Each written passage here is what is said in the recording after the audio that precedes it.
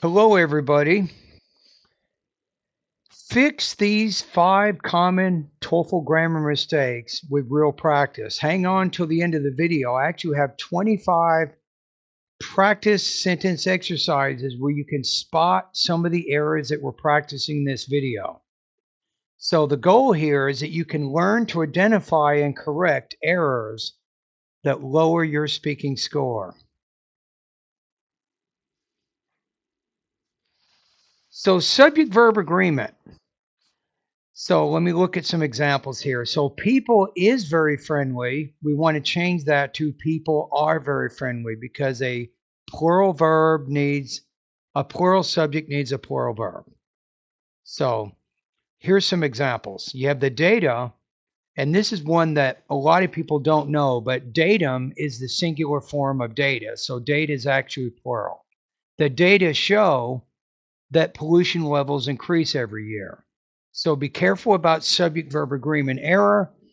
And it's an error, but I don't think it's a major error because it doesn't obscure your meaning that much. But every little problem you have, though, is going to mount up over the scope of your speaking or writing task. So it's always a good idea to minimize the number of errors you're making.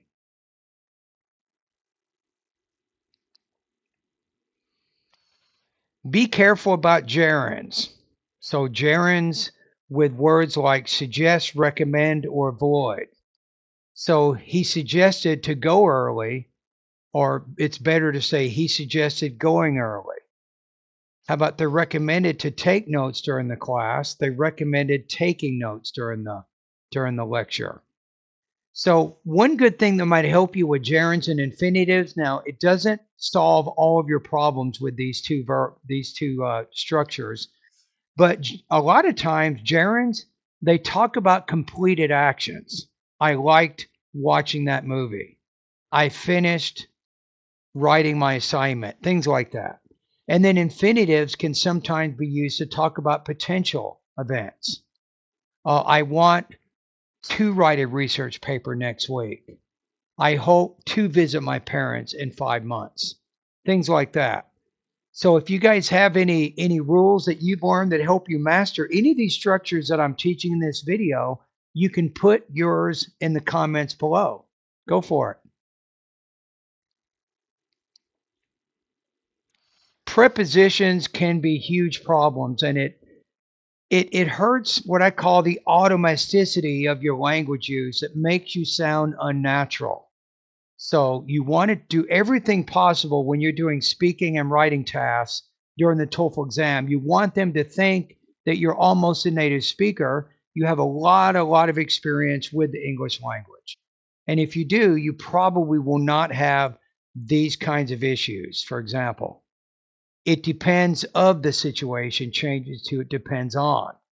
Or success relies in hard work, change it to success relies on hard work.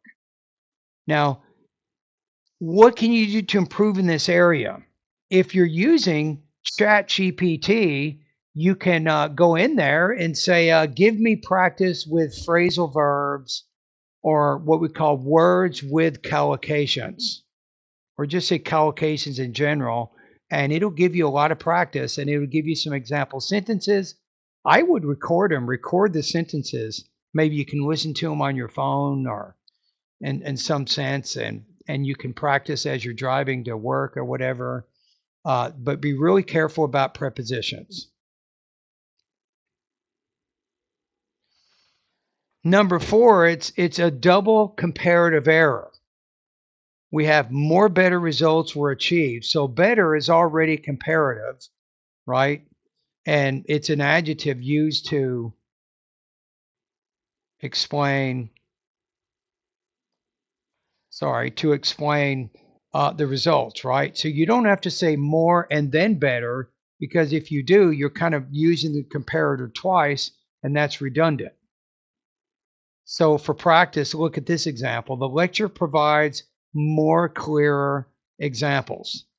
So we simply need to remove the word more and just say the lecture provides clear examples. That would be the best way to do it. And here's the tip. Generally speaking, now there's always exceptions to everything I'm saying, believe me. And if you know some exceptions to what I'm saying, put them in the comments below the video. Thank you for doing that. We just want to share information, right? So generally, 1 and 2 syllable adjectives that will take ER and EST, the comparative and superlative endings.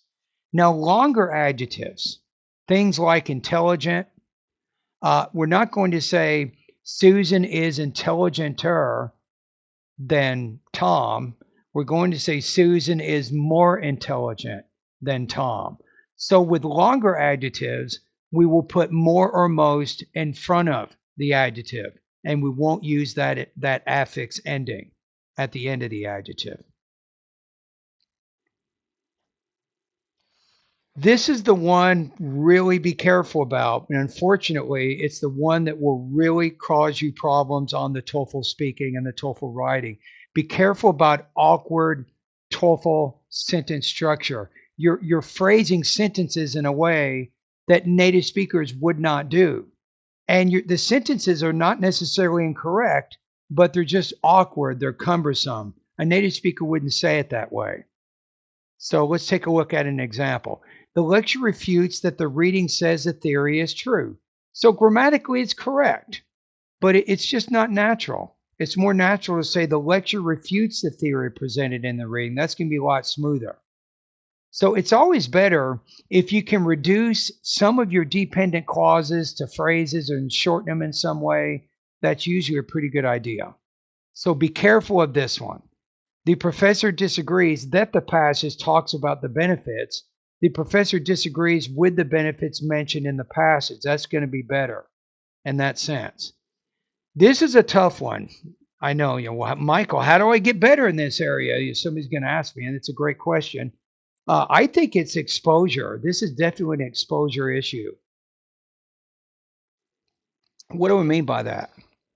It means that if you're reading newspapers, you're reading books, you're reading magazines, maybe you're listening to podcasts, you're watching TV, you're watching movies, and generally in your day, you're speaking 4 or 5 hours of English daily, you're probably not going to have these problems because you'll have a very natural sounding type English.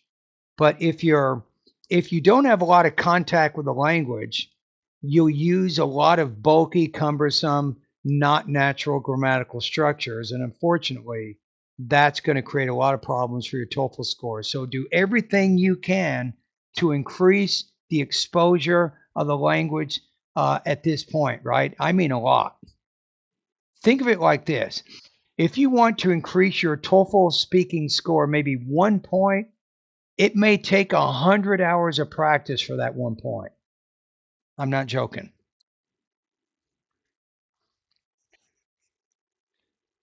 Okay, so now let's take a look at a challenge here for you. So here's an actual reading passage. You can pause the video for a minute. So I think we got maybe 3 errors here. So read this paragraph, take a minute, pause the video, make the corrections. I'll read it for you. The reading claims that online learning increased student engagement. However, the professor refutes this claim and says that it depends on the design of the course. He also mentioned that many students feel isolated. So how would you correct that? So let's look at what we did here. So the reading claims that online learning increases student engagement. However, the professor refutes this claim and says that it depends on the design of the course. He also mentions that many students feel isolated. Now, these types of errors are not that serious. I look at them almost, if you forget the S, it's to me a systematic error. I don't think that one's going to create a lot of problems, but for your TOEFL speaking and writing score, that is. But again, I think it's an accumulation of these kinds of things, right? So if you got 1 or 2 systematic errors within a speaking or writing task, I wouldn't worry too much about it. But if you got 10 or 15 of them, that might be more of a problem. Then you have some unnatural, awkward grammar structures. maybe throw in a few problems with infinitives or gerunds, and bam, your score is really low in the language use area. Okay, so let's move on from there.